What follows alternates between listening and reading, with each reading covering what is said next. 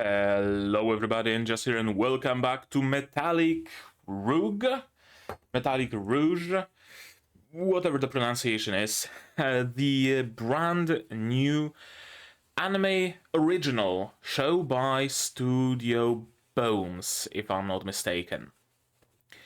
What do I know about it? Not much. Not an awful lot. Because it's anime original, so nobody really knows a lot about it. We really don't know what to expect from it, besides just the, initial description, trailer, stuff like that. I did check those out during the seasonal stream, so it's probably gonna be somewhere in the cards if you wanna check it out. It's there, the VOD. But as far as I know, it's this show tells a story of two girls, two women, one of whom is an android from Mars, I believe, and they have a task to destroy like 6 other androids, something like that. That's as much as I recall from the description. And the trailer also shows us that the trailer and the art shows us that there's gonna be some robots. I don't know whether they're gonna be more like exosuits that the androids can wear, perhaps, or are they going to be like full-blown giant robots, giant Gundams and stuff. I don't know. I have no clue. And also apparently, supposedly, some Yuri undertones. Or just full-blown Yuri. I'm not sure about that either. That's it. That's it. That's all I know about it. I'm excited. I'm excited on one hand because an anime original is always a cause for excitement, right? But it's also a cause for maybe not concern, but careful optimism with a non-original show, with an adaptation. We know that, hey, the story of the original, whether it was a manga or a light novel or whatever, was good enough to warrant an adaptation. So we can be sure of that. With an anime original, we don't know that. There's no certainty, right? It could be an amazing show, but it could just fall off in the last 3 episodes. It could have a bullshit ending, or, right? Any number of issues. But hopefully not. Hopefully not, right? Knock on wood. Knock on wood, it's actually going to be a good series. And judging by the very first frame of the first episode, I can say that I'm already liking it.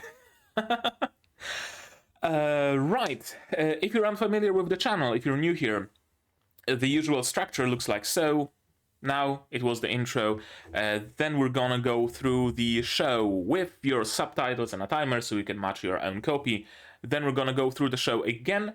In this little window, I'm gonna stop at some moments to discuss them, maybe go through some animations frame by frame, whatever is necessary. And then I'm gonna go through the stuff, the voice actors, and we're gonna finish it with a summary. What I thought of the first episode, what I think of the show as a whole, if I can make any assumptions at that point. And yeah, that's how it looks. So how about I just stop talking and start talking about the show, and we just start watching it, right? To do it, you will need your subs to follow along with me. I'm gonna need my sound to hear what's going on in the show, and I'm gonna have to ask you for support the channel if you want monetarily on Patreon or YouTube down below, or not. Share my content, spread the word, it costs you nothing and helps a lot. And with that, we can start watching episode 1 of Metallic Rouge in 3, 2, 1, go.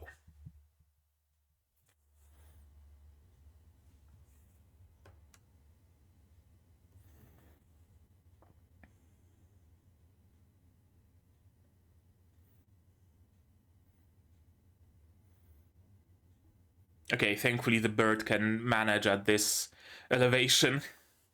Not all of them are made for, like, high altitude flying. Is it supposed to be this quiet? Oh, okay, I can already see some craters. Mars with a nice little Boston Bridge. Enhanced humans? Or is it androids with those like glowy lines?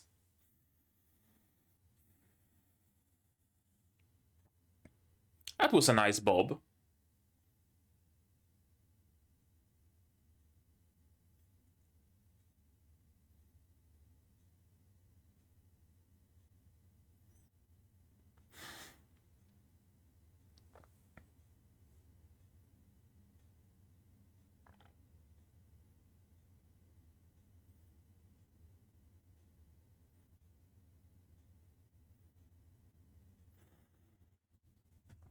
And what's inside is, I would assume, a shipment of, I don't know, illegal androids or something?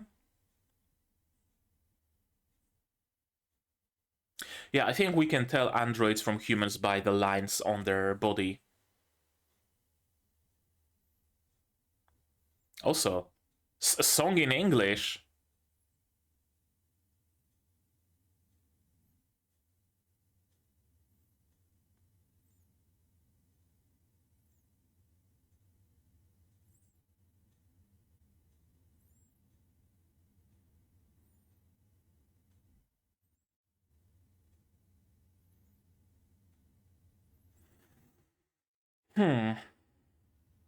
Okay, so that's Rouge.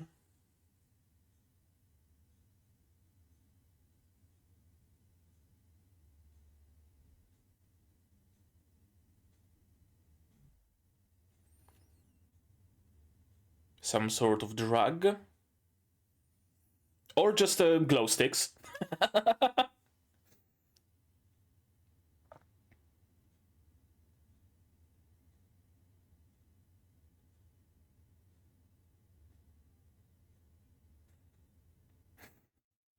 I mean, it wasn't a simple cold, it was Japanese cold, so it's entirely plausible that he died.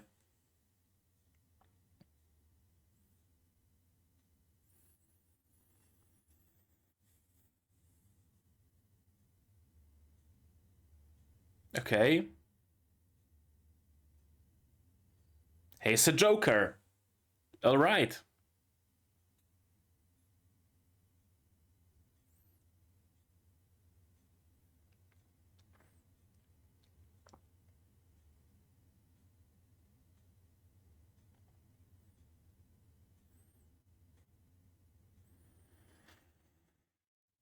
How's she gonna become the protagonist? Or is she like working undercover here?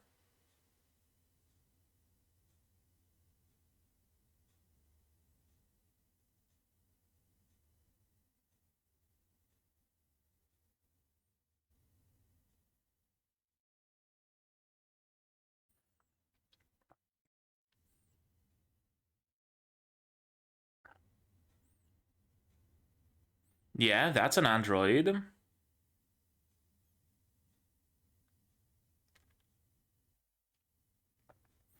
Is Rouge?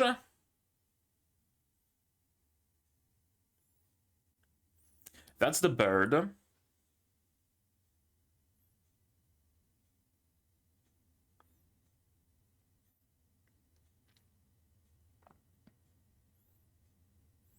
Okay, so this is something that makes androids work.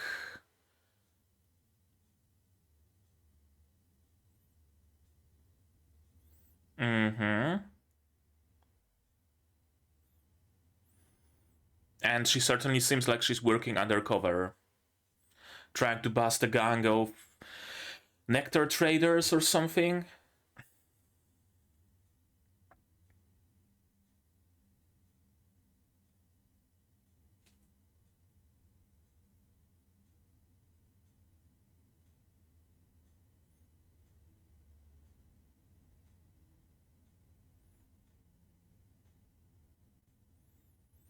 Okay, so a necessity for androids and a drug for humans. Gotcha.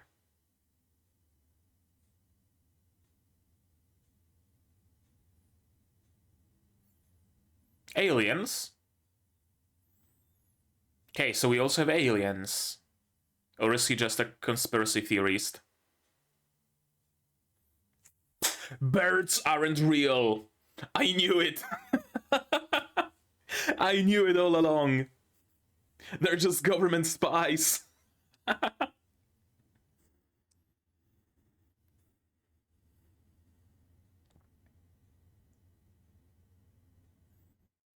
Oh, Rouge is an android?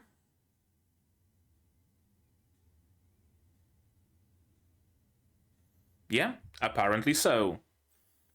But she doesn't have visible lines.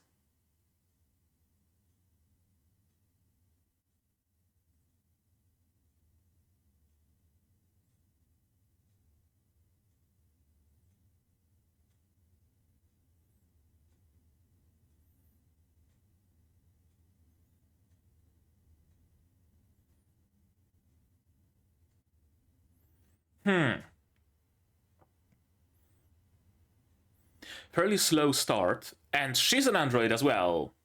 Well, shit. Who isn't an android? Fairly slow start, but it really, like, it gets us in the mood, doesn't it?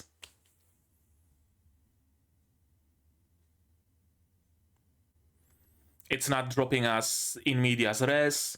It's not starting with a big battle or whatever. Is that the alien?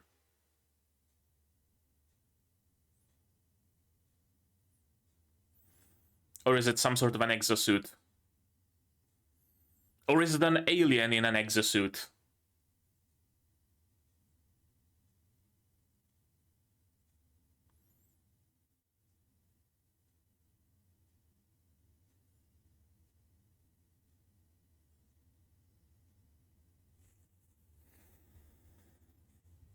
Why would it go after a songstress?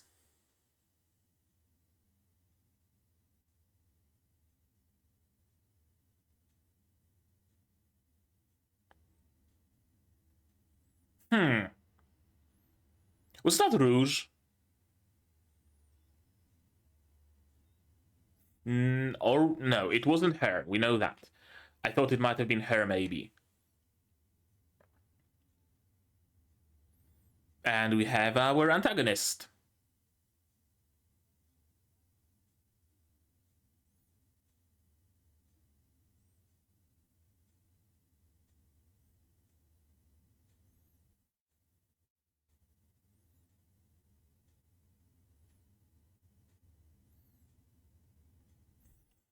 It's the far future, and people's footage from their handheld phones is still as garbage as ever. Secret admirer?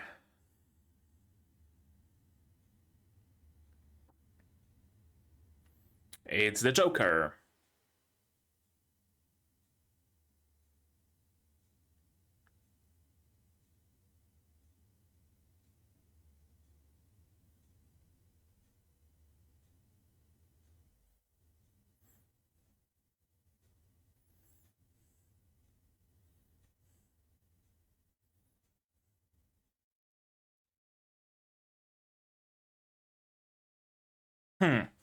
I thought that maybe without the nectar they go on a rampage or something, but no, they just cease to function.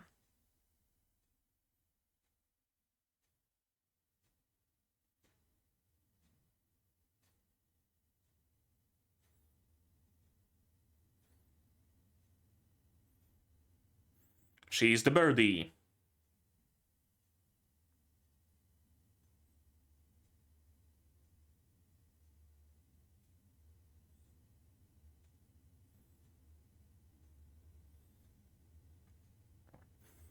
You thought you were talking to a bird?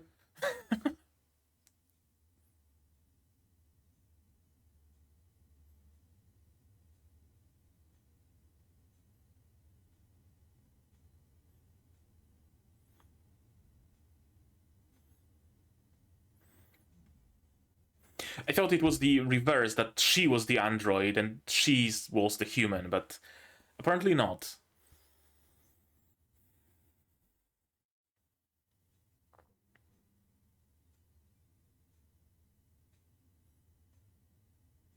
Also, I wonder if the key like pendant on her choker is actually like a thing, or is it just for decoration?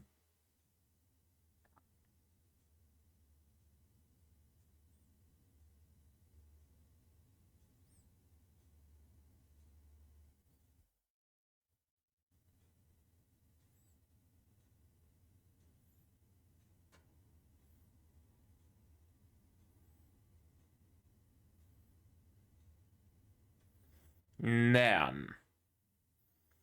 Immortal 9. So that is our task, right? To get rid of the Immortal 9?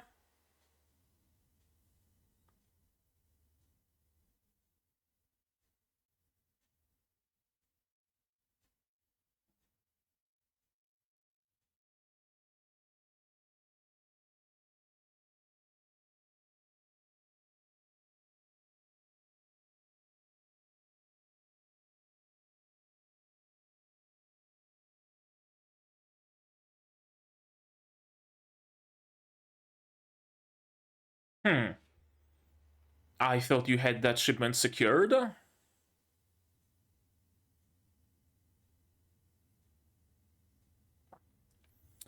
Alter. That's a lot of terms dropping in quick succession.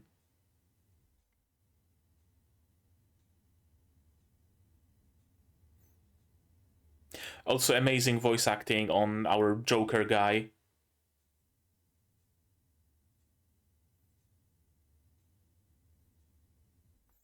Jialon is his name, okay.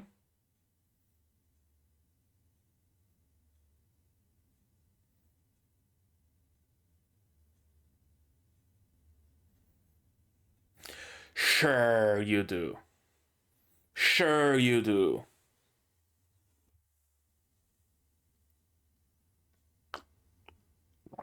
Cranberry.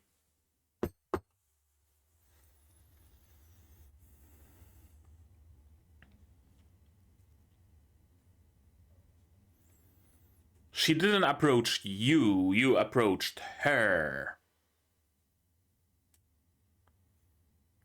But sure, okay, new person in your life.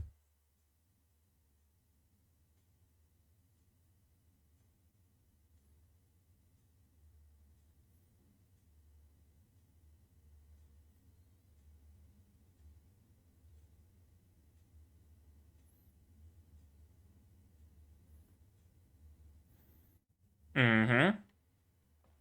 That's the same character. Okay, so it's not Rouge.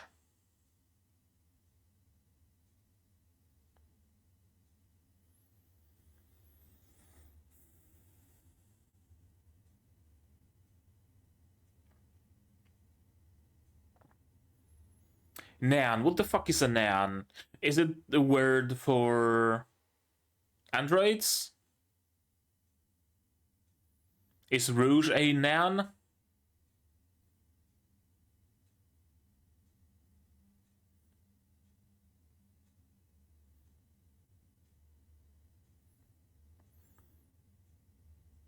And I thought we were gonna cross the bridge when we get there.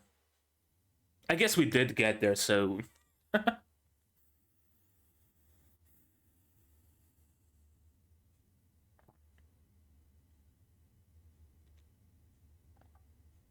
Very RimWorld music, isn't it?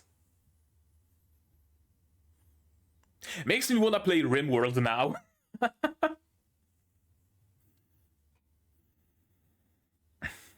We're alters. Right? Fight scene?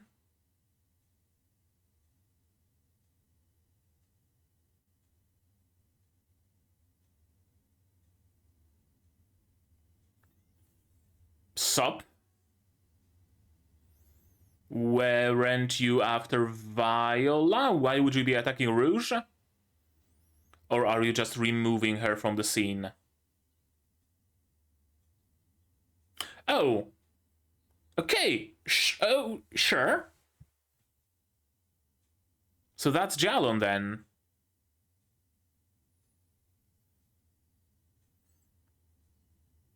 Or he's just mimicking that red suit. So red suit is someone else entirely.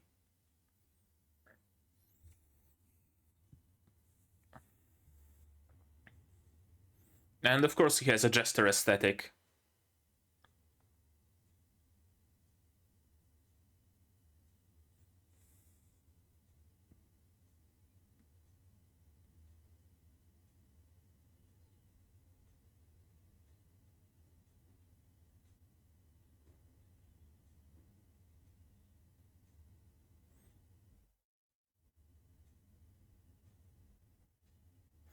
Alethea. Another name drop.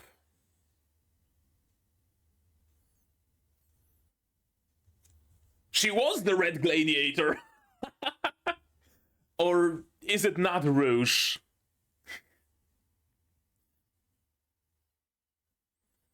No, it can be. Or can it be? Oh, Rouge was very surprised seeing the Red Gladiator attack. I thought that she might have been surprised because, oh, someone's attacking. But no, she was surprised that Red Gladiator is attacking, but she is the Red Gladiator, right?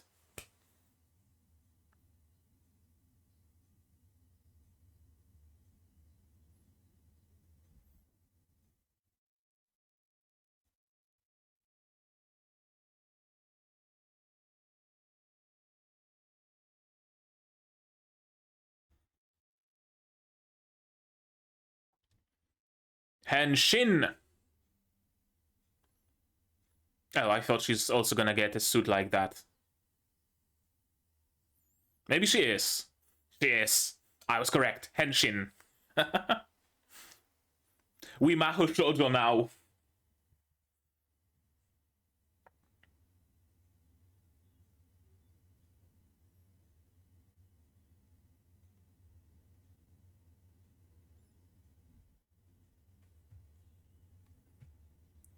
Okay, the music though. The animation though. Not CG either.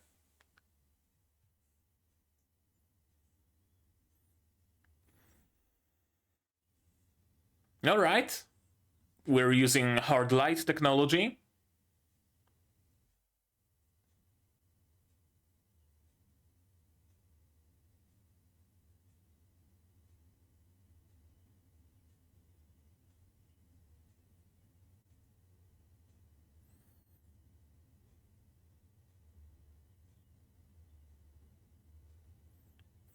That's a very good question, actually.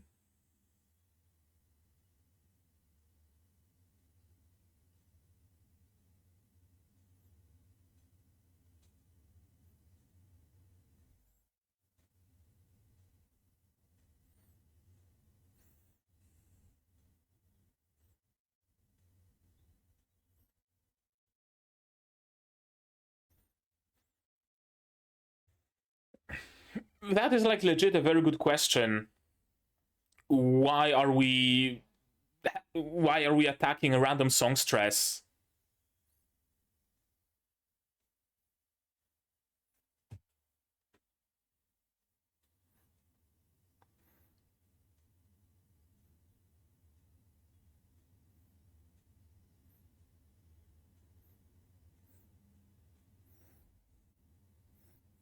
Oh, is it because she's an android, but she isn't bound by Asimov's laws? That, and we need to destroy all outliers like that? Well, I mean, some sort of government agency for whom Rouge and the other girl are working.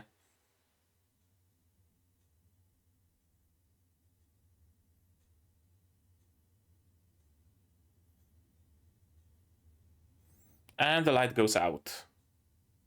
Right? No, the henshin.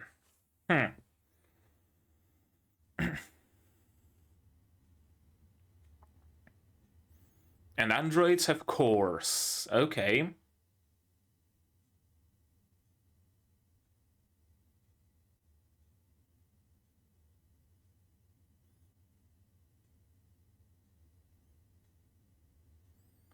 And she's wearing the Attack on Titan hoodie.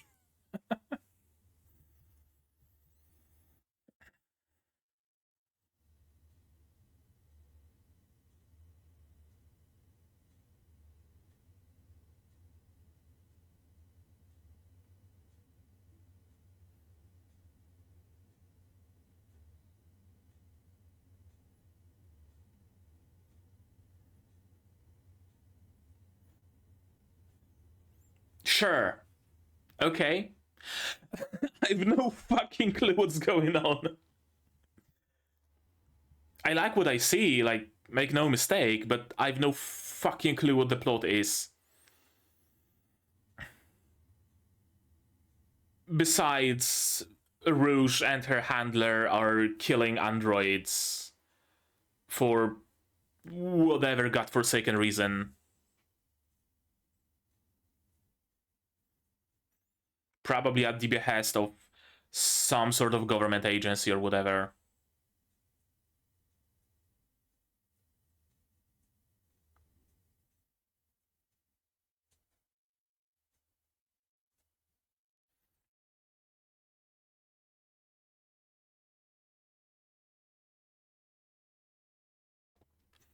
Already teasing future fights. Zenyatta? Robots, not just androids. Oh, thank you for showing me that she's gonna have a second henshin. A black hole? Alright.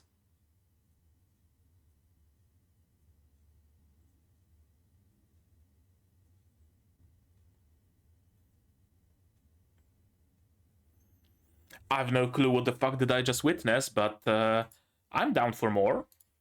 I'm down for more. Let's go through it again, shall we? Yeah,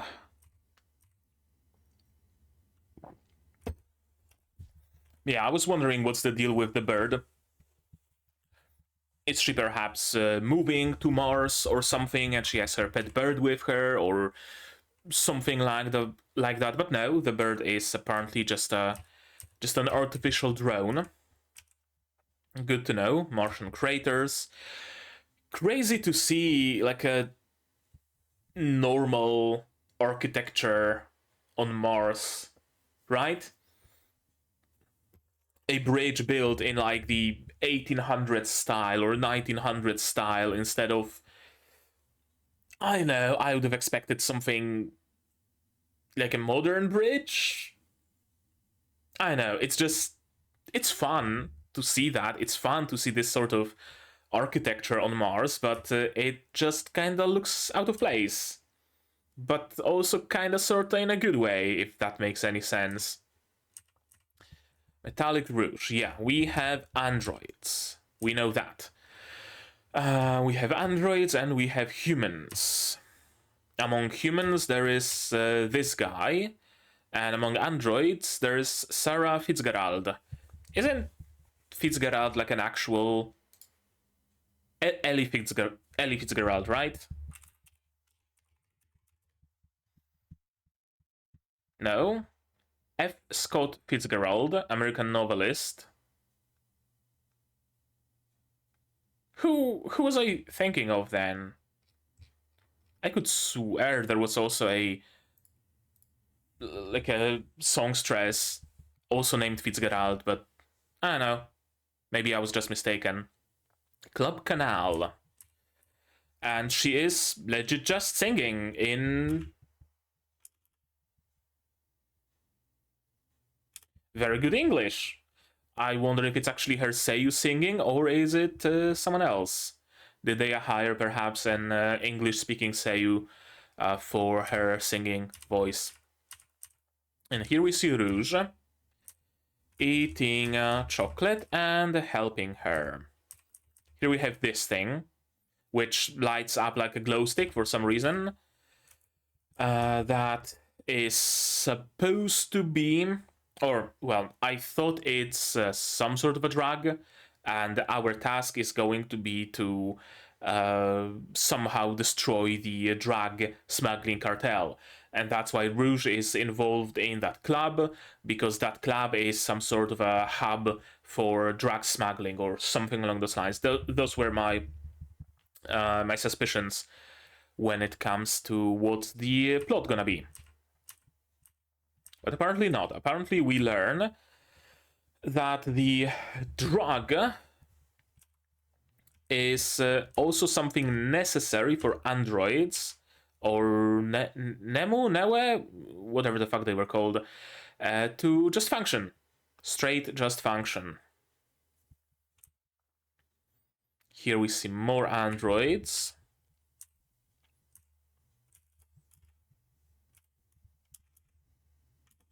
And she dropped something.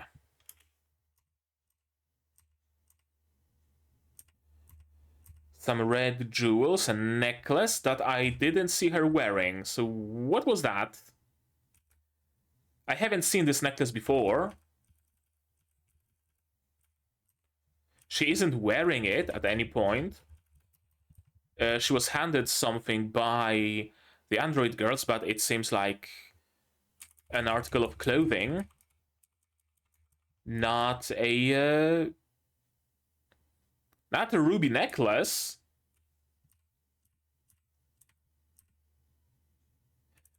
Is it an error? Is it a mistake that she was given an article of clothing and she was supposed to drop that and he was supposed to pick it up and give it back to her, but somewhere midway through that article of clothing changed into a ruby necklace? Or was it not an article of clothing? Was it a sack with the ruby necklace inside of it? Or I don't fucking know. Okay, neon. Neons are androids. Gotcha.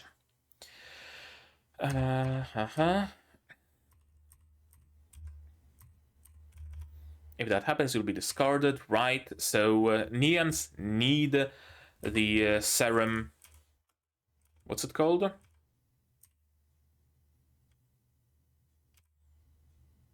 It's not called a serum, it's called something else. Nectar?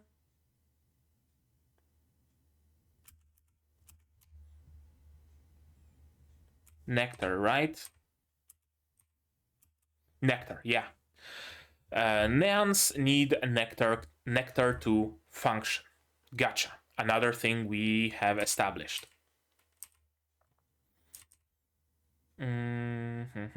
Diva who's keeping food on all our tables. Yeah, people are coming to the club to hear her sing. When a human uses it, they get a taste of heaven on earth, apparently. Yep, it's a drug.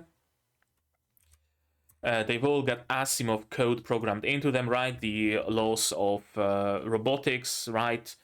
Robots should not harm humans, yada yada yada. There's like 3 of them with the additional 0th law of robotics, I believe. That was added later, something along those lines. I don't remember them by heart, but they are there if you look them up. You're gonna find them easily. They cannot defy us humans.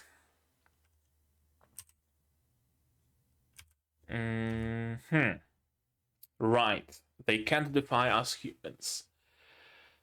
So we are dealing with a dystopia. We can already tell that very easily. It's a dystopia in which neons have all the characteristics of a sentient, sapient, human-like being, but they are denied the human rights because they aren't humans.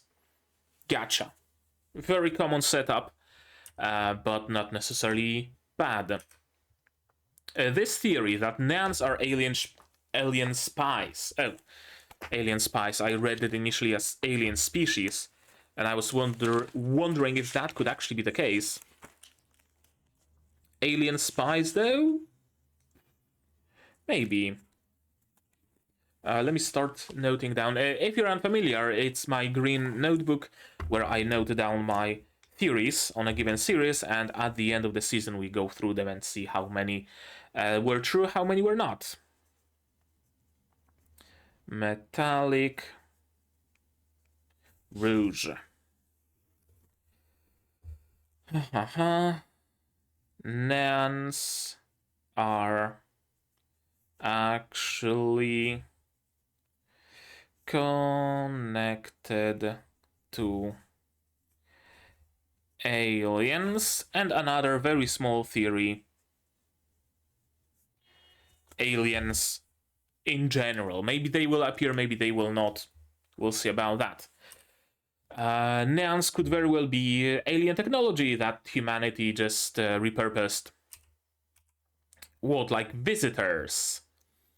So do we already have aliens in this world who are called visitors? Or are you just referring to aliens from outer space as visitors in general, just a catch-all term? I don't know. I don't think it's her, it's just a hunch. Couldn't see a nectar intake unit on him. Yeah, but nobody can see the nectar intake unit on you either. The key on her neck. Key on Rouge's neck opens something. It could have been anything, right? It could have been the symbol for Morse. It could have had another thingamagic to the left to make a plus at the bottom. That would be the symbol of Venus.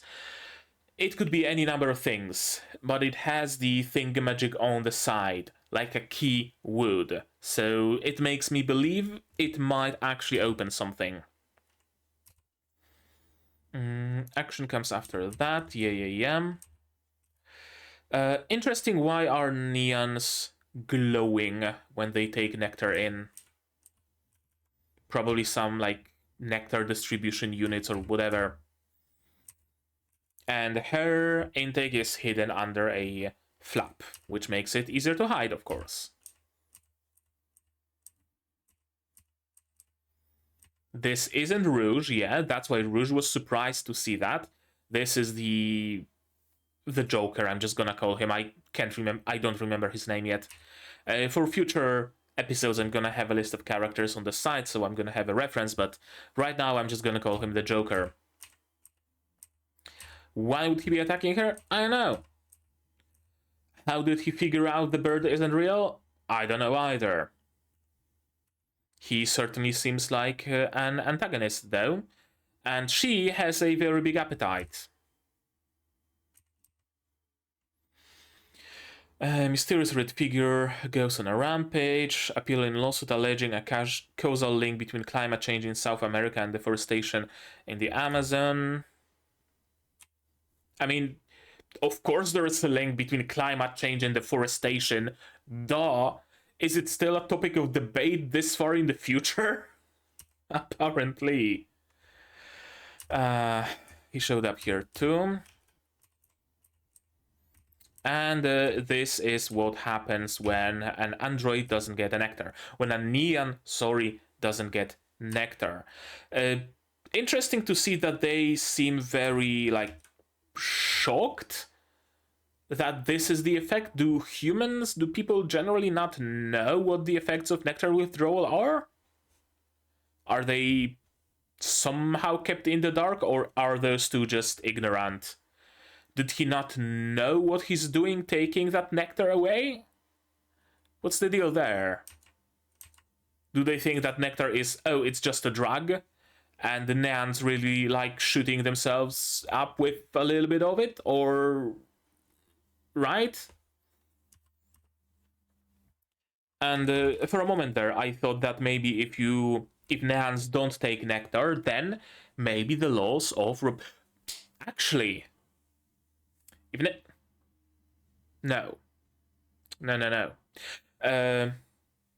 In order.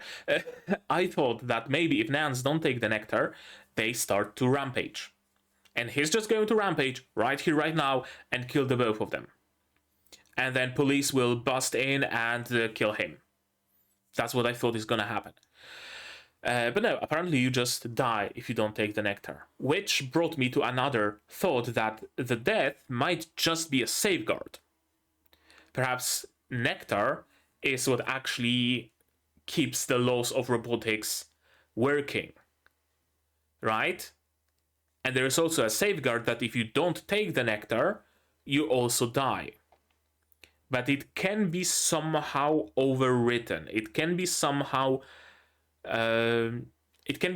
bypassed, so that you don't need to take the nectar.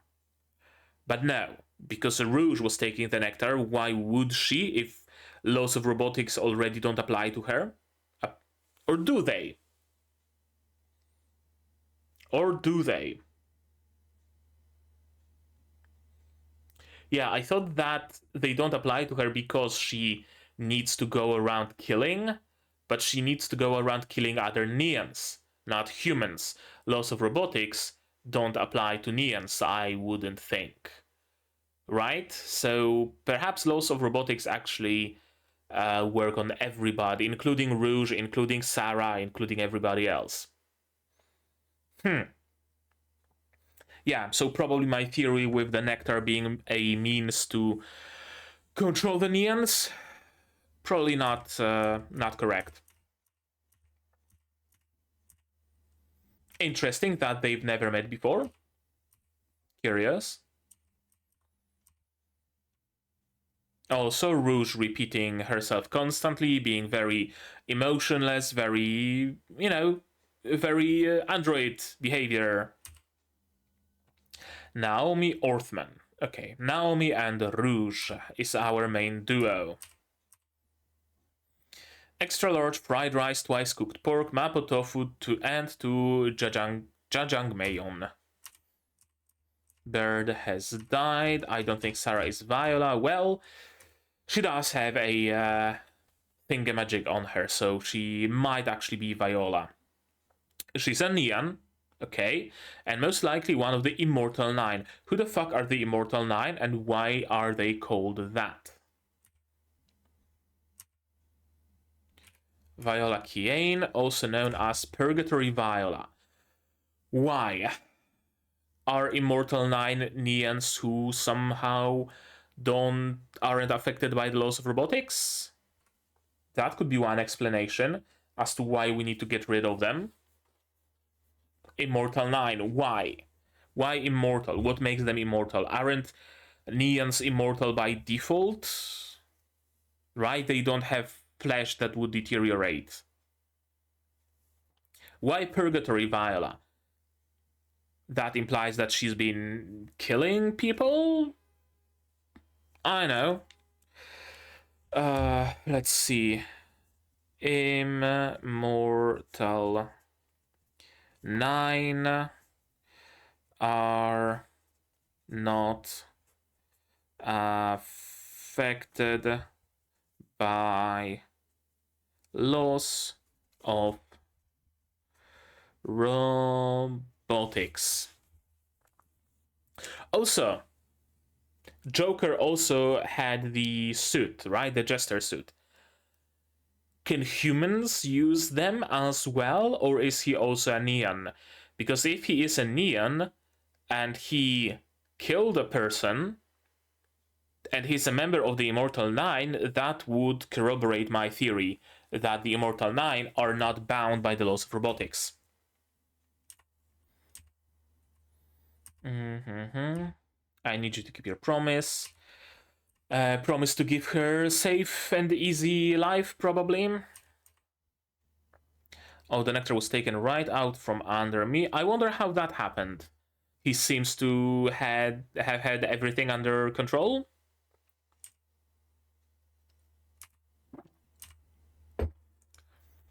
The arch enemy of us, Alters, is the one who killed Naius and Achilles. Alters, in other worlds, Immortal 9, I would think, and Alters because they are not bound by laws of robotics. That would be my theory. Raid Gladiator. Sylvia suspects that you leaked the information. Yeah. Rouge was sent there for observation. Yeah, I was wondering why is she so shocked seeing the Red Gladiator, but this is why, because she is the Red Gladiator. And the Red Gladiator appeared somewhere else, somewhere where she hasn't been. So what gives? Right? What gives? I abandoned my real self from the past on the other side of this bridge. So, Viola or Sarah. Viola was the Purgatory Viola. Perhaps killing humans, perhaps being an overall menace to society, or whatever. And she decided to stop that life. She crossed this bridge, she changed the name to Sarah, and started singing. And Rouge is her past life that just came chasing her. Is that what it is? She was trying to escape from her past, but the past caught her up. Caught up to her. You're the same as us, so probably also alter, or does she mean a neon? Gallon. Your ability to mimic, yeah.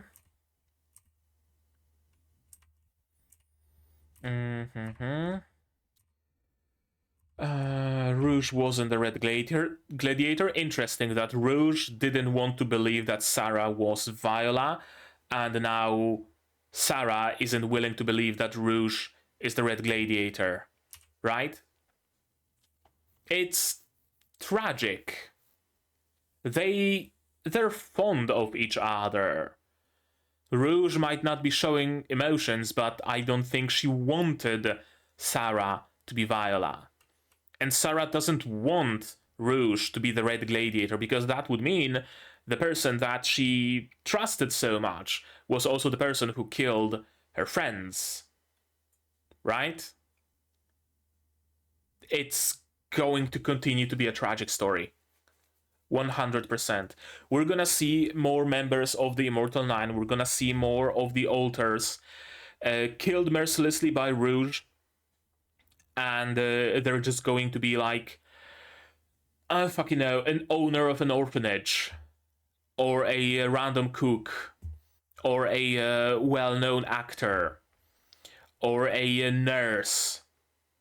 They're gonna be this kind of people, and Rouge is just going to be killing them mercilessly because the government demands that.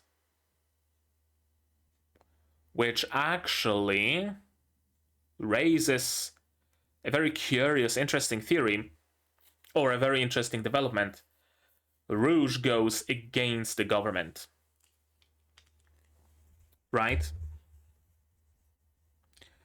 Rouge goes against her orders, doesn't want to kill, or even further, Rouge changes sides. Because maybe the government, the agency that sends them, are the real villains. Right? It's possible. It's entirely possible.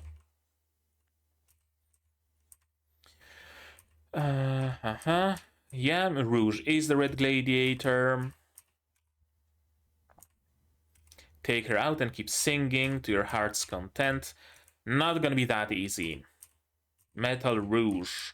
And we are getting henshins. Henshins out of thin air, but again, when are henshins not out of thin air? Right? They always are. Interesting designs. I initially thought that those might be like big robots, but no, they are just exosuits of some sort with very interesting designs, like this fucking bulbous head. Where do those suits come from? That's very interesting to me as well. Does every Neon have one? Does every altar have one? Or can you just buy one like this at a nearby exosuit store? I don't know. Also, something that really is deserving of a praise, and something that I was really afraid of. I was really afraid that those suits will just be CG. And that the fights are just going to be a CG fest. No. No! All of it is drawn. All of it. Not even the most dynamic moments have an ounce of CG to them. Either the CG is so fucking good here that I'm unable to tell, or there actually is no CG here. And I'm leaning towards the latter, because you can see some of that wonkiness in some of the frames, right? Like here, one of the eyes is kind of skewed compared to the other, right? Those tiny little imperfections that just aren't there in CG. Great combat scenes, especially later on. And yeah, the tan girl, whose name I've already forgotten, is a handler and is also observing from afar, analyzing the enemies, and she is the one who gives Rouge an edge in combat, I would assume. That's why they are both part of the same unit. Very good questions. Why are you after us? Who are you? All I wanted to do was sing. I only wanted to be happy. Why is it so wrong? Why are you after me? And this is a question. Those are all questions that I have to parrot, that I genuinely have to repeat. Why are you after Sarah, Rouge? I see no reason for you to be. It would be one thing if Sarah was a part of the drug smuggling cartel that I thought is the case at the beginning. It would be another thing if if her singing was just a cover, but underneath that, at night, she was the Black Gladiator killing random targets for money or whatever thing like that. But no, she legit is just a songstress at a bar.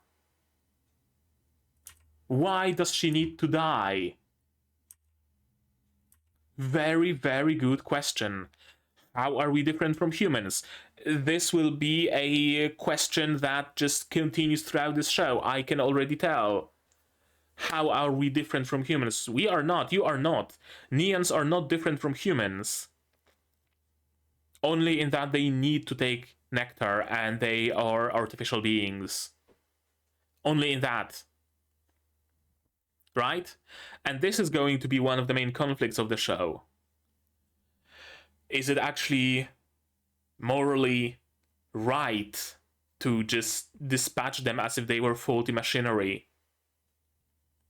Is it actually morally correct to keep them as essentially slaves? It's absolutely going to be one of the running themes. 100%.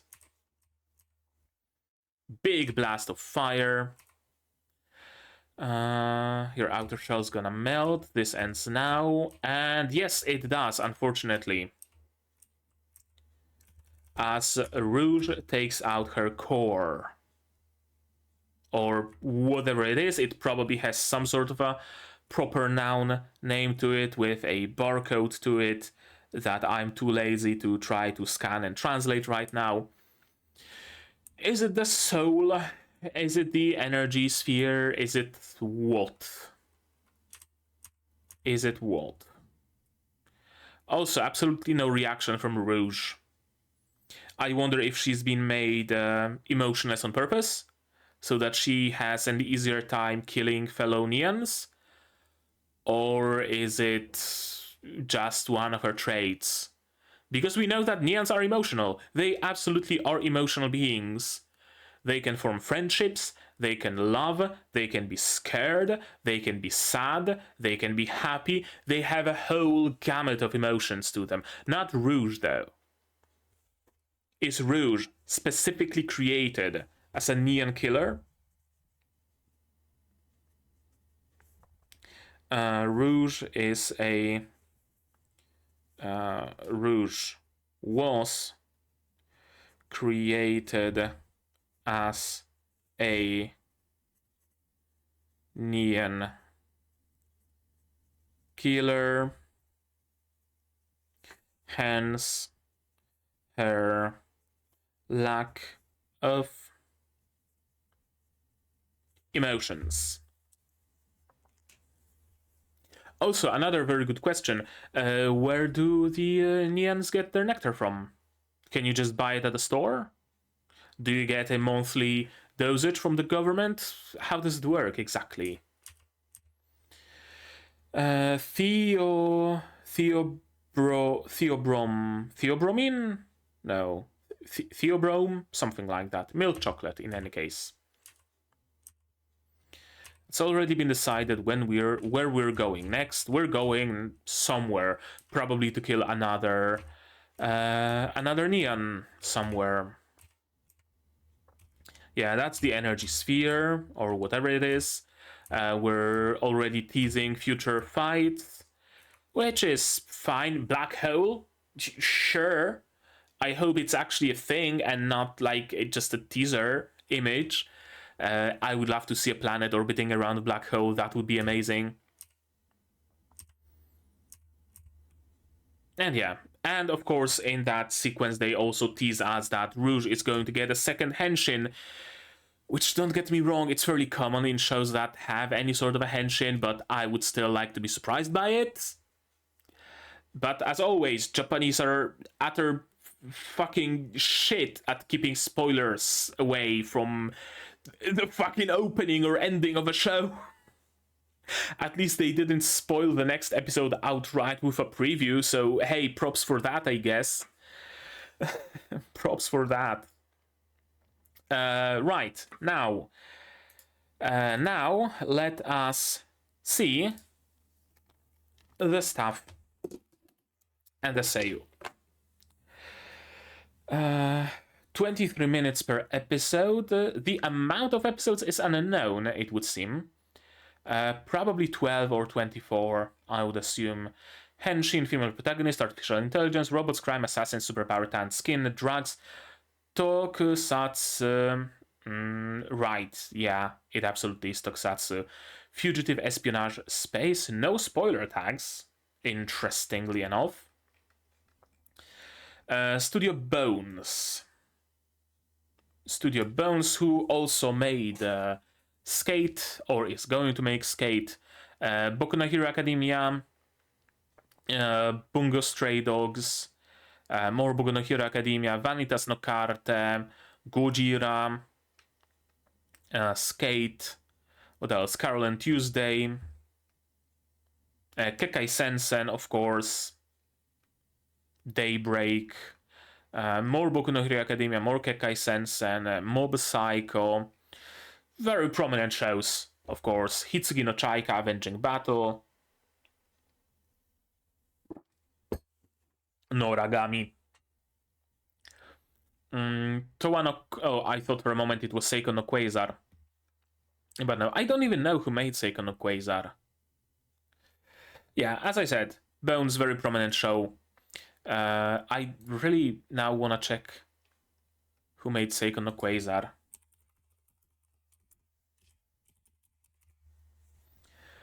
Seiko no Quasar was made by Studio Hoods Entertainment. Have they made anything since? They have. Gekidoll, 3D Kanojo, Drifters. Okay. So, Studio Bones. Stuff. Let's start with them. Do we have... not that many. Let's start with the director, Moto Nobuhori. Moto Nobuhori, who also directed Super Crooks. And nothing else. Mostly storyboarding, key animation on Beck, on Steam Boy. No, on Beck it was storyboard. Yeah, key animation as well. Guren Lagann, key animation on one single episode. Psychopath animation director, key animation. Blade Runner. Yeah, the experience shows with Blade Runner. Boku no Hero Academia, storyboard for one single episode. Hisomaso, plenty of storyboarding, directing, and assisting. Carol and Tuesday direction. Super Crooks direction. Vanita no Carte, Boku no Hero Academia, Mob Psycho, Bungo Stray Dogs, storyboarding for just singular episodes. Meanwhile, for Metallic Rouge, he's just a full-blown director, as well as episode director for episode 1 and storyboarder for episodes 1 and 2. Interesting to see director also being the storyboarder. It must be good, right? When a director is also able to just show you the storyboards of what they actually mean in their direction. Supervisor doesn't really interest me much, but he's also the series composition guy. So let's check him out. Yutaka Izubuchi, who also did mechanical design for Pluto, designs for Hisomaso, Eureka, storyboarding for Full Metal Panic, more designs for other shows that I'm entirely unfamiliar with. Shangri-La, not Shangri-La Frontier, two different shows for some reason. Ergo Proxy design assistants. Has experience with designing like mecha and Gundams, right? Plenty of shows like that in his portfolio. Mostly responsible for mechanical design though. This time around, chief supervisor. I believe his first role in a role like that. And also in series composition. Yeah, interesting. Notable mechanical and character designer.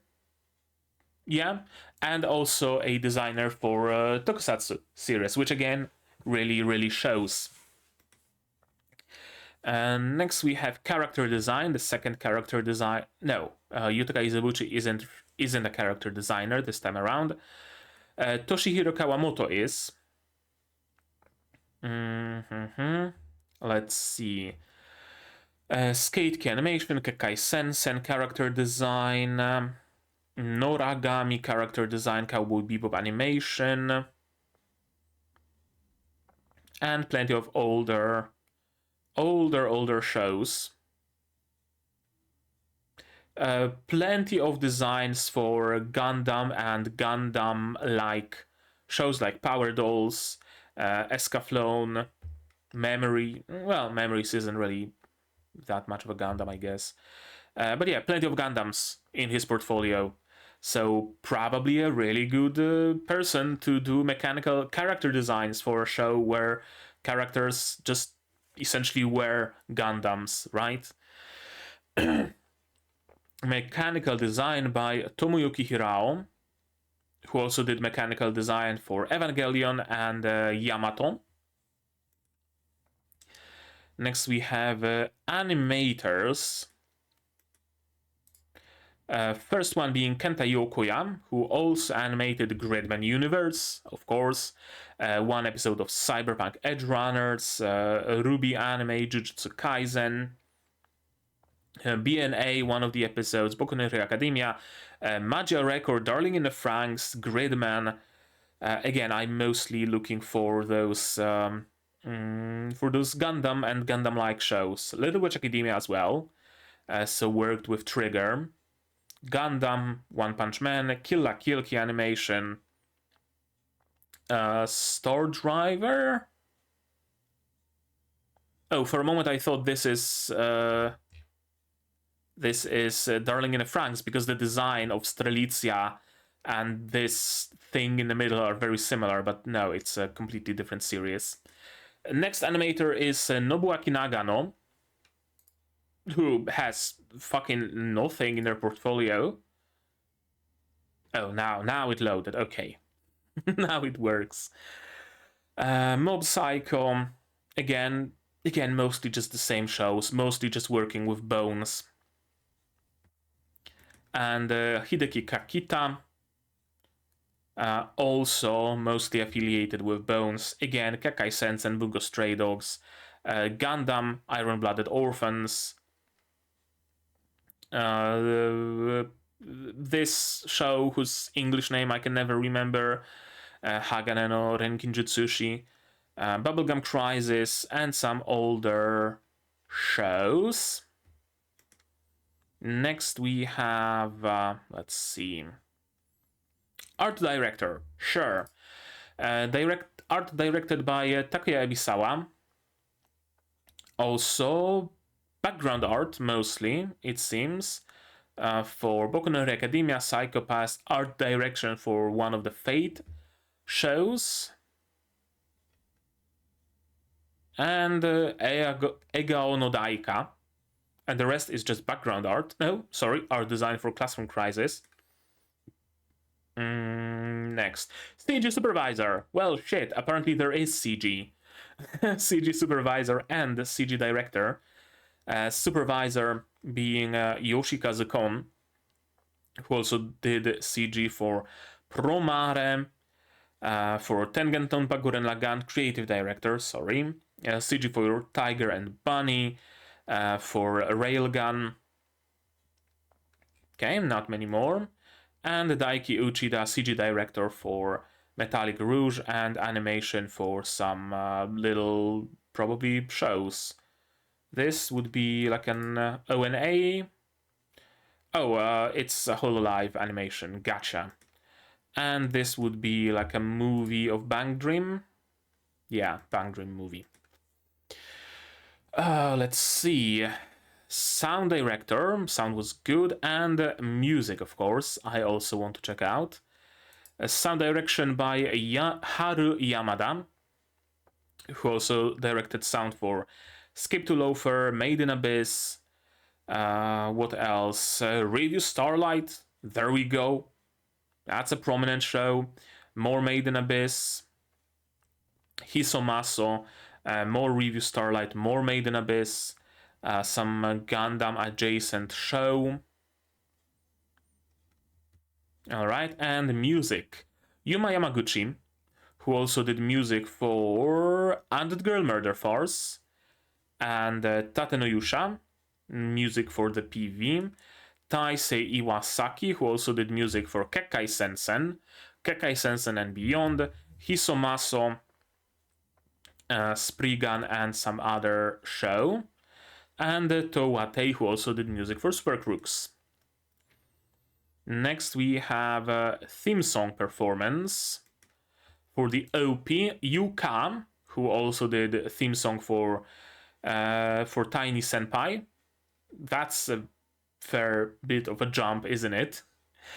And Dasby did the ending and also opening for this show with those two guys looking over a romance in a visual novel, and the Grimm's insert song. Let's see further. Who else would I like to check out? Separate person for Gladiator design. Interesting. Takayuki Takea also did object design for Noin, mechanical design for Gilgamesh, and not much more. Next we have set design. Shingo Takeba. Hisomaso, guest mechanical design. Gundam adjacent shows, Shangri-La, Darker Than Black, art design assistance, Cowboy Bebop, and not much more I wouldn't know. Sushi Ishizu, Yamato, Uchusenkan Yamato, more Yamato, and Gundam adjacent, and more Gundam adjacent shows. There are some very interesting roles. There is setting research and science fiction research, which is super interesting to me, and culture research. Science fiction research, Japanese critic, translator, and science fiction writer. Well, that makes sense why they would get him. Also science fiction research for Promare, Darling in the Franxx, Love Hina script, apparently, for a couple of episodes. Ninja Batman design research. Plenty of roles as science fiction design and science fiction design research. And Katsuya Shibata, just culture research for Metallic Rouge. Let's see. Insert song performance. Oh, is that the song that Viola sang? Probably. Selena Ann, American-Japanese songwriter. There we go. Yep, insert song performance, and also Carol and Tuesday design assistance as well, and insert song performance. Theme song composition, we know Yuka, but also Takafumi Kokei. Yep, Takafumi Kokei also did theme song arrangement for Fugo Keiji and insert song composition for Love Live Superstar. There we go. That covers the staff.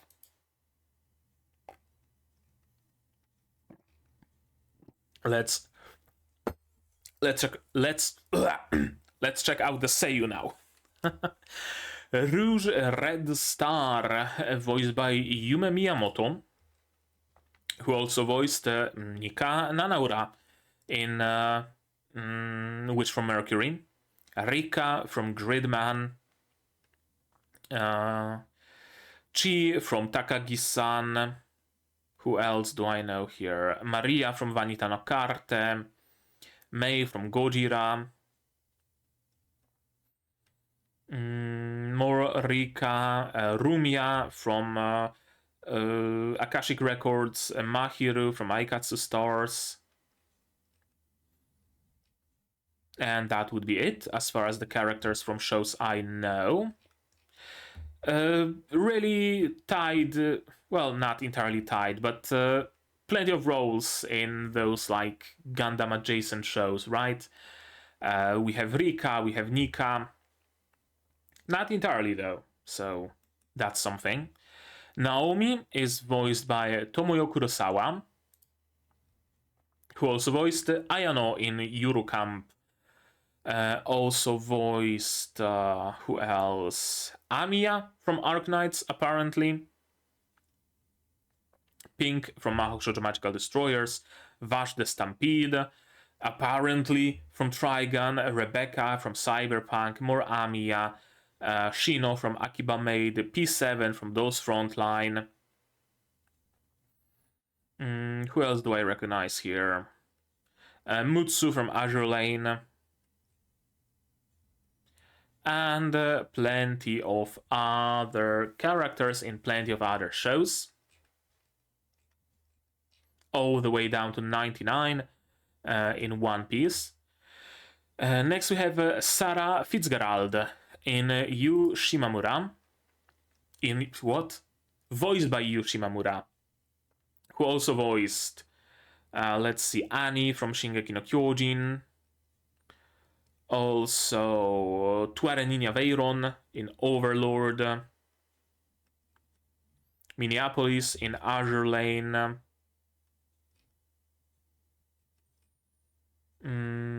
Anybody else I recognize here? Not really, I'm afraid.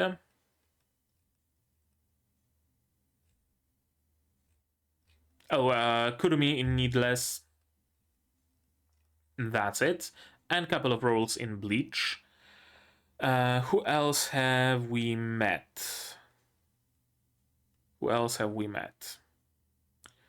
Jaren, that's the Joker guy? Probably. Hiroyuki Yoshino. Ethan. I knew I recognized this voice from somewhere. Ethan from Arknights, of course. Frankie from Spy Family. Ken Ross from Helk. A very characteristic voice.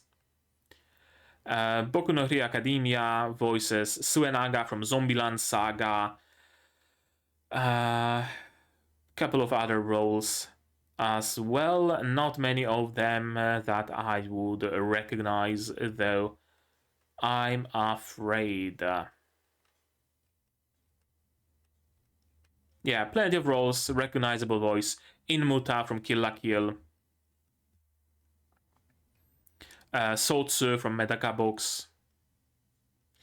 Brief from Panty and Stocking. Alright, alright, plenty of roles. And then characters that we have not met, so just briefly. Jean Junghart, voiced by Shinsuke Takeuchi, who also voiced Monk Bagman from Goblin Slayer, Type F from Spy Family, Pikachu, Psyduck, Mandragora, apparently from Mashal. Who else would there be? Nobody I would recognize at a glance, I'm afraid. But yeah, plenty of roles, Mob Psycho, and other fairly prominent shows as well. Next we have Jill Sturgeon, voiced by Yui Ogura, who also voices Shiroko in Blue Archive. And probably more people as well. Kinoe Hayase in Masamune-kun no Revenge,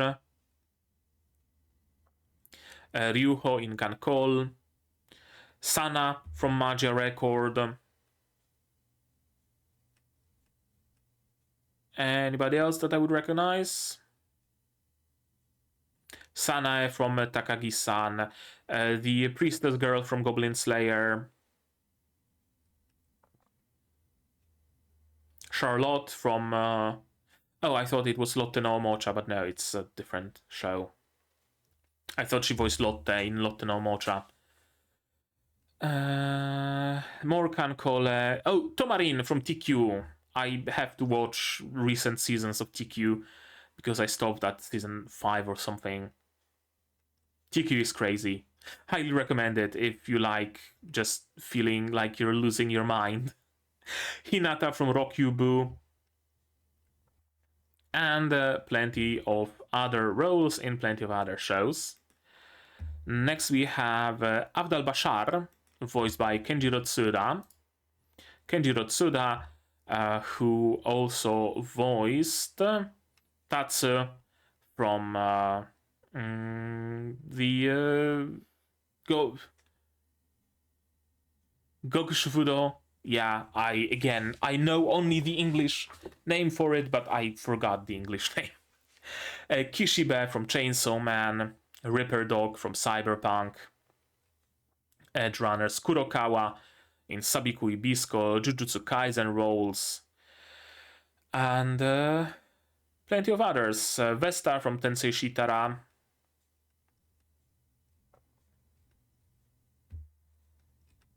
Alright. Next we have Iden Baruch, voiced by Kazuyuki Okitsu, who also voiced nobody I know, I'm afraid. Some voices in Boku no Hero Academia. Nobody else is really easily recognizable, though, I'm afraid. At least not to me. And then Shobutai and other shows. Ash Stahl, voiced by Atsushi Miyauchi, who also voiced Raphael in Helk. That's a character I immediately recognize. And nobody else that I know, I'm afraid. Noid 262, voiced by Chiaki Kobayashi, who also voiced Mash in Mashal, Kaito in Tondemo Skill. Who else that I know? Ashelad in Vinland Saga. And that's it, as far as people I recognize.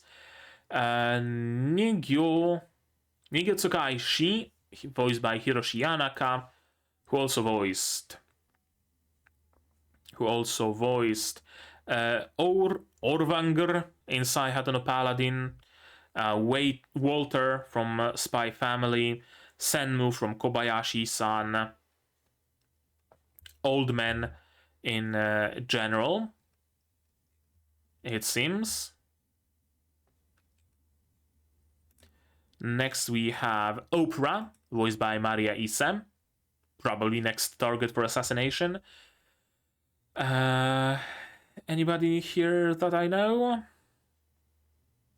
Someone from Evangelion, Pipimi, but who hasn't voiced Pipimi, Himeno from Chainsaw Man, Ai from Akebi-san, Tatsu from Girls on Panzer, Midori from Evangelion,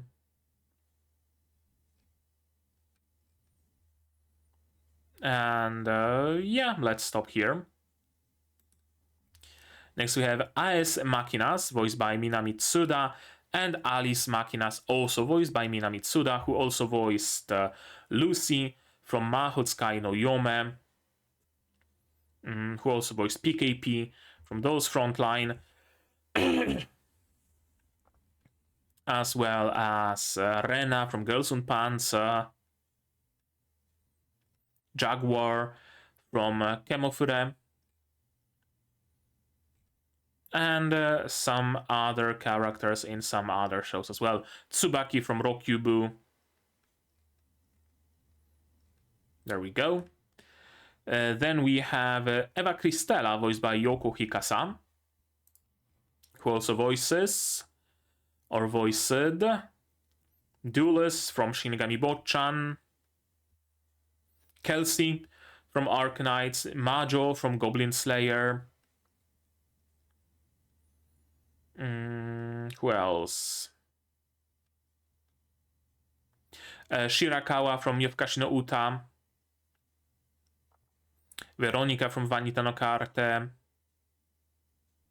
Tomoe from Bang Dream, Honolulu and San Luis from Azure Lane, and plenty of other characters as well. Saito in Pocket Monsters. Yeah, that's a lot of roles. Popuko, but who hasn't voiced Popuko yet. Sakie Sato in Demi-chan. Plenty of recognizable prominent roles. Next we have Grau von Berg, voiced by Hiroki Yasumoto, who also voiced Miller from Sasaki no Pichan, Erhard from Tate no Yusha Qual, Suso no Frieren, Sado from Bleach, Bjorn, Vinland Saga, and plenty of other characters. Again, Spriggan from Mahotsukai no Yome. There we go. Alright, that'll suffice. Sian, a Blue Star, voiced by Haruka Shiraishi, who also voiced Hime from Hime-san Torture Show. Very good, recommend. Thumbs up. Ista from Helk. Who else is there? Besides Ista. Alice from Slimito. Asirpa from Golden Kamui, of course. Haven't seen Golden Kamui. I'm gonna have to make up for it one day. And plenty of other shows. And lastly, but not leastly, Roy Youngheart, voiced by Yoshimitsu Shimoyama, who also voiced Halfdan from Vinland Saga, Kokodol from Overlord Season 2, and anybody else that I know? Or is that it? Yeah, that's it. Alright, that was the Seiyu.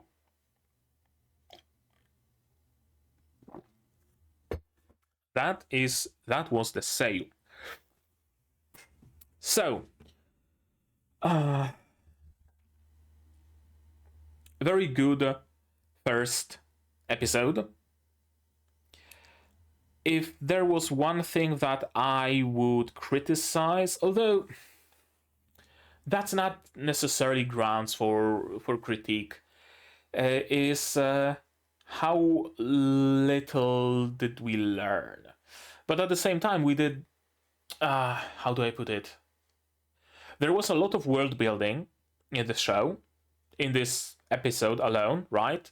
We know the Neons, we know that they need nectar, we know that they aren't necessarily liked by humans, yada yada yada yada, right? We know all of that, sure. We know that there are those like Immortal 9 that Rouge has to kill, etc, etc, etc, but we know nothing about the actual plot. Right? We know nothing about their actual motivations. We know nothing about the actual reasons. We know nothing about Rouge's backstory. We know nothing about Naomi's backstory. We know nothing about them in general. Are they working for the government? Are they working for a shadow government? Are they paid assassins? What's their deal exactly? We have no clue.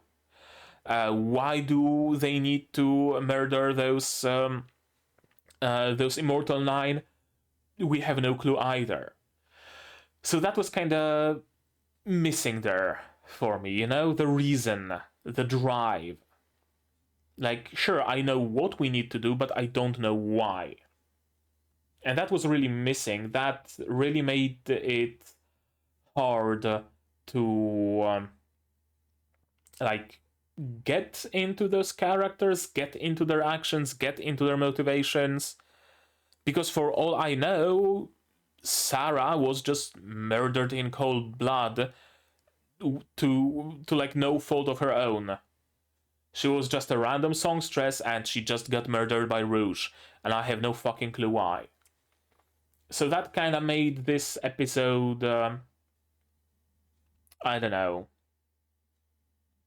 I don't want to say hard to watch, but like, I guess hard to watch in that sense where I really didn't want for Sarah to die, but she had to. And I have no idea why. There was no justification for it. Right? If that makes any sense. Again, I enjoyed it, and I see that they are trying to kind of sort of build it as a mystery, maybe a little bit. What's the goal? What's the motivation? What's the reason? Alternatively, they are going for a lot of like environmental storytelling and just storytelling in general instead of lore dumping and giving us straight that here are those 9 people and we need to kill them because such and such and such, right? Rouge reading a debriefing or something like that out loud, of course, so that we, the viewers, can hear that. Instead of that, we are just dropped in this situation and we just follow them as they do their thing, and we're gonna be learning about it on the job, so to speak. That's probably it, right? That's probably where they're going for with it. I hope that's where they're going for with it, because that would be preferable, of course. We don't know how many episodes there is to it, so it's kind of hard for me to tell. Not hard for me to tell, but like, if I knew how many episodes there are, I would be able to craft like different potential storylines in my head for it. Because assuming it's 12 episodes long, there's probably gonna be about enough time to maybe kill a couple more of this artificial 9, and then we eventually find out that, oh, the government is bad actually, and we go raid the government base and or something, and it's going to be very fast, very rushed. But this show doesn't strike me as one that would have fast pacing, so probably not the case. Probably it would end up with, I don't know, something else. Perhaps even with both Rouge and Naomi dying in the end. Actually, that's a theory worth noting down. Rouge and Naomi die at the end. On the other hand, if I knew that this show is 24 episodes, for example, well, shit, that's plenty of time. We take like 12 episodes to go after the artificial 9, Immortal 9. Then it turns out that, oh, they were actually innocent and the government sent us to just destroy people that were, were onto the government's bullshit or whatever. And the next 12 episodes, the next core, is about taking down the government, for example, right? But I don't know how many episodes it is, so actually maybe my animalist knows. I wonder. Let's try googling for that. My animalist, Metallic Rouge, unknown amount of episodes. Yeah. Interesting. Interesting. Why would the amount of episodes be unknown? In general, I really like the world building so far. It's certainly interesting how Mars is so much looking like fucking futuristic Boston or something. It's interesting. Actually, is it? No. Like, androids are a fairly like common theme. There's a lot of mystery still. What's the purpose of nectar, for example, right? That's also a very big mystery. Why make nectar also a drug for humans? Why not add something to it that would make it deadly for humans, for example, right? So they don't take it away from the androids that I'm assuming the economy just needs to function, right? Like, for example, I don't know if it's the case anywhere else in the world, but in Poland we have a solvent that's called denaturat. I don't know how to translate it. Essentially, it's alcohol that people would just drink because it was super cheap, because it was sold as solvent, and they would go blind, etc., etc. But when you're an alcoholic, you don't really look at that. You just grab the cheap drink and just down it. So they started adding bittering agents to it. They started adding artificial coloring to it, shit like that, so that it's just, people want to drink it. Even though technically, at the very basic level, the main substance, the main compound can be drunk by a human and it's gonna give them a buzz, they can get drunk on it, but they shouldn't. So they added all sorts of different compounds to it to make it unappealing. That's why, I don't know, Switch cartridges are covered with a bittering agent so that children don't swallow them, right? Why hasn't anything like that been done to the nectar? Could it be that the government itself is selling nectar both as a life force for the Neans and as a drug for humans, right? We're producing it already, might as well make a little bit more money and just play a drug cartel. Could it be that, right? There's still a metric fuck ton of mystery here, and I sincerely hope we're gonna get the answers, and I sincerely hope we're gonna get a satisfying resolution. Because it's not always a given in case of anime original shows. I hope it's gonna be the case in case of Metallic Rouge. Yeah, high hopes. I'm liking what I'm seeing so far. Great performances from the cast, some great music, some really nice animation, mad props for not making the suits, the gladiators or whatever they're called, CG. That probably shocked me the most. I fully expected the fights to just be a CG fest, but no. At least not yet. Knock on wood. Knock on wood, by episode 3 it doesn't turn into a CG fest once they run out of budget or whatever. But yeah, so far I've been liking it. I'm gonna be looking forward for more. I'm certainly gonna be watching the next episode. But you guys, you tell me now, what did you think of this episode, of my reaction, my theories, stuff like that? You can't spoil it to me, so no worries there. You can freely discuss it in the comments or on my Discord if you want. It's also available, open to everybody, so feel free to join it. Like this video if you liked it, subscribe to be notified of future releases of not only Metallic Rouge, but also Magia Records, Sasaki to Pichan, Dungeon Meshi, Ancient Magus Bride, plenty of others coming at you in the future. I also stream sometimes, so click the bell to be notified of when I go live. Support the channel if you want monetarily on Patreon or YouTube down below, where for $10 a month you get early access to non-seasonal shows like Magia Record, and for just $1, you get a role on Discord and a place in the credits. And on YouTube, you can also support me via memberships, super thanks, super chats, stuff like that. There are no benefits besides supporting me. And if you don't want to spend any money whatsoever, you don't have to. Share my content, spread the word. It costs you absolutely nothing to do so, and it helps the channel a lot.